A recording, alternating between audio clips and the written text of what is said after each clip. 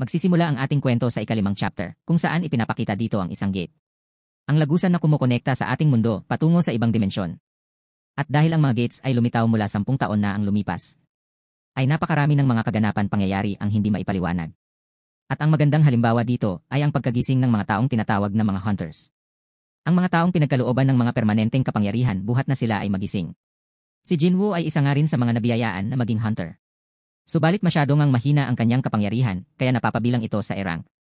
Ang mga nabiyayaan mga tao ay pumapasok sa mga gates ng mga dungeons para labanan ang mga magic beast na matatagpuan dito. Ang mga gumagawa ng mga ganitong gawain para kumita ay tinatawag na mga hunters. At minsan nga, sa likod ng mga gates na ito, ay ang mga mababagsik at nakakatakot na mga monster na maglalagay sa iyo sa kawalan ng pag-asa. Nalilitaw sa harapan mo. Tinanong ni Jinwoo kung magiging ayos lang ba itong si Mr. Song. Nag-aalala ito dahil sa walang tigil na pagdurugo ng naputol nitong kamay. Sagot ni Mr. Song ay wala naman daw siyang pagpipilian. Inakala nga daw ni Mr. Song na madali lang nilang matatapos ang dungeon na ito, kaya 3 healers nga lang daw ang kanyang isinama. Walang natirang mga baka sa tinamaan ng pag-atake ng pinakamalaking statwa. Ang isa sa mga nakaligtas na hunter ay balisang-balisa at nanginginig sa takot at humihingi ito ng tulong. At kahit na ang kanilang rank healer na si Joo-hee ay siguradong hindi pa nakakaranas ng ganitong pangyayari. Kaya mukhang mahihirapan na silang makakuha pa ng mga lunas galing sa kanilang mga healer. At sinabi nito na dapat daw ay wag na lang silang sumubok ng kahit ano laban sa ganitong klaseng kalaban.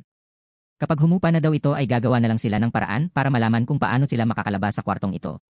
Ngunit hindi nga raw ito magiging madali.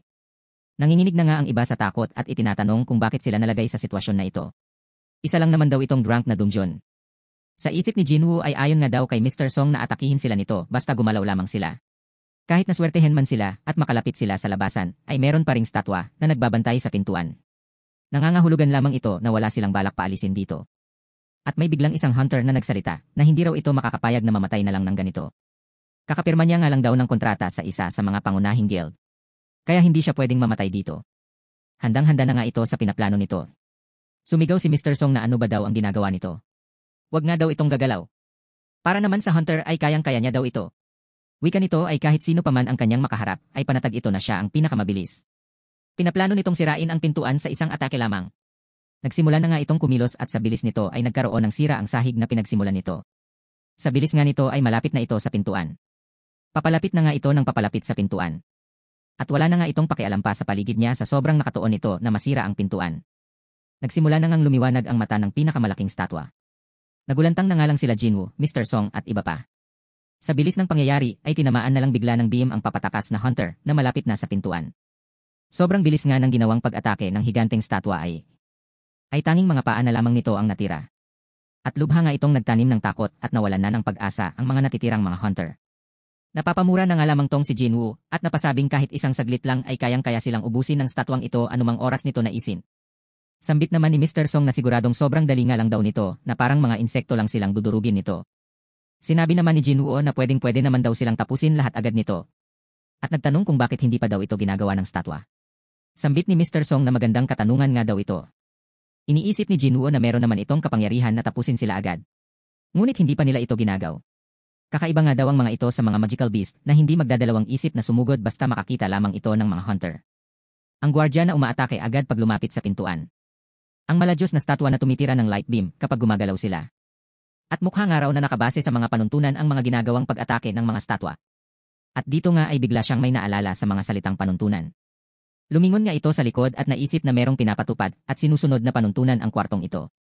Dito nga ay tinititigan ni Jinwoo ang statwa na may hawak ng tabletang bato. Ang mga pinag-uutos ng templong Kartenon. At ito na nga ang naiisip na paraan ni Jinwoo. Agad nitong tinanong si Mr. Song kung ano ba daw ang unang pinag-utos ulit. Sabi ni Mr. Song na sa tingin niya ay ang unang kautusan ay dapat sumamba sa Diyos. Tinitigan ni Jinwoo ang higanteng statwa. Iniisip nito kung ito ba ang tinutukoy na Diyos. At wika nito kay Mr. Song ay may mga panuntunan ang dungeon na ito. At napatanong si Mr. Song kung ano bang ginagawa nitong binata. Sinabi ni Jinwoo na kung tama ang nasa isip niya ay sa tingin ni Mr. Song ay nababaliw na ito. At may napapansin si Mr. Song sa determinadong itsura ni Jinwoo. Sinabi nitong sinasabi ng mga mata ni Jinwoo na hindi pa ito nawawalan ng pag-asa.